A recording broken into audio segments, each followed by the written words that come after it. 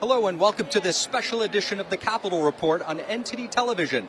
We're at Turning Point USA's AmericaFest in Phoenix, Arizona. This event may just be at the heart of the American conservative movement, with guest speakers like Tucker Carlson, Donald Trump Jr., and Senator Ted Cruz all lined up to speak. Turning Point USA says it's not just about sharing ideas, but it's also about shaping the future of the U.S. by reaching America's youth.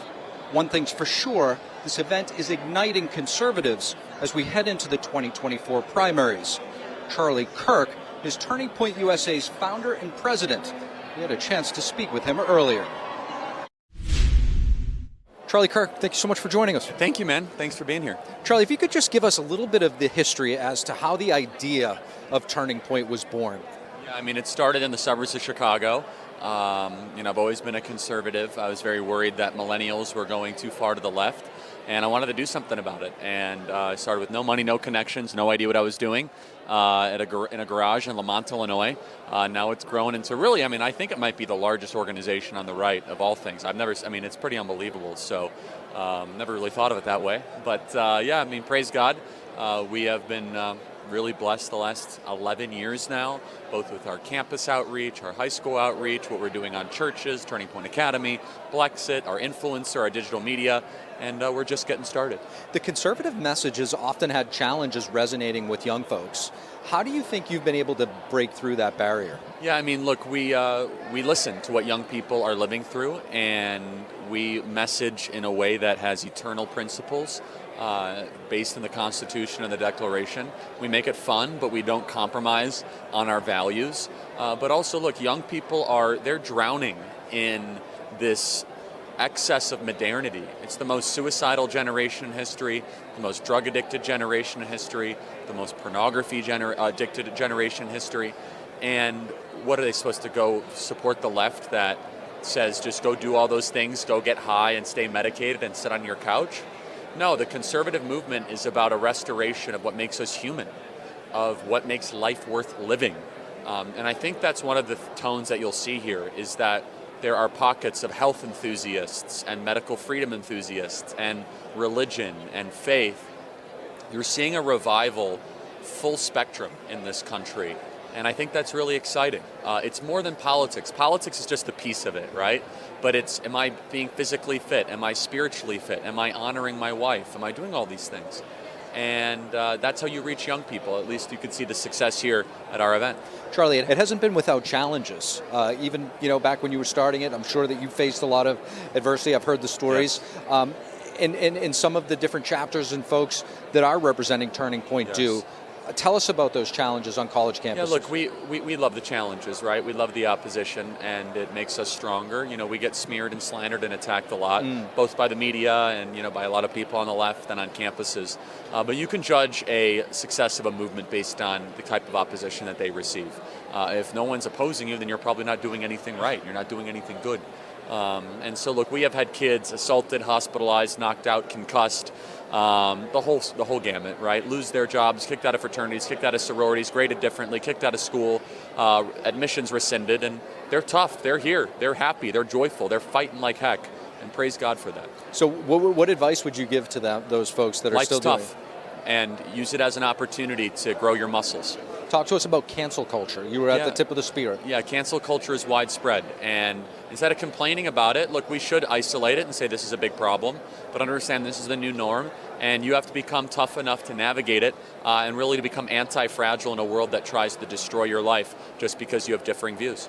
What do you think are going to be some of the major issues heading into 2024? Boy, some of the major issues. Donald Trump's legal future. Let me just be very clear. Donald Trump facing 700 years in federal prison should be the sole reason why you should support him. It is so unacceptable that a former president can be threatened with prison. The American justice system, while the current regime can throw those attack dogs at the Department of Justice, it's reprehensible, it's repugnant, it's immoral, it's unconstitutional. That alone, that for me is number one. People say, what is going to drive you to the polls? That's number one. I don't care if you don't like Trump. That is a violation of a sacred American principle that we allow our elections to determine who runs the country. That's it. And look, we can talk about the economy, the border, and all that, but I'm a single issue voter right now. The single issue voter is I've never been more enthusiastically behind Donald Trump, who now has to go up against the Praetorian Guard, the administrative state, the deep state, who thinks they can throw him in federal prison and decide an election because he's such a threat to the regime. So I'm a single issue voter. And that was actually going to be my next question to you. As these cases mount, the charges mount, his popularity seems to grow. Goes up because I think people see it the way I do. Because it's not, look, they're not just attacking him. They're attacking the American tradition. They're attacking our system of justice. They're attacking all of it. And they're attacking our elections. They're attacking representative government. Look, if you hate Trump, then just let the voters decide. Just say, okay, you want Trump never be in power again? No. They're afraid of the people. They hate us. That's why I'm a single issue voter. They want us to shut up. So they say, okay, we're going to put your symbol, we're going to put your superstar in federal prison. I'm not going to put up with it. I'm 100% with Tucker Carlson on this. As soon as I saw this whole legal thing mount, I said, I'm a single issue voter. The primary's over, get out of the way, you must unite behind Trump. I don't care if you don't like the Trump, the tweets and all this. By the way, he was an amazing president, okay? He was a terrific president, he loves the country, and he will be again. But we cannot allow Republican or Democrat, the Department of Justice, to go after a former presidential candidate because you are afraid he might beat you in an election. I want to take us back just to 2022. Republicans were polling well. A lot of people anticipated a red wave, which didn't come. Some people point to the issue of abortion being a critical issue.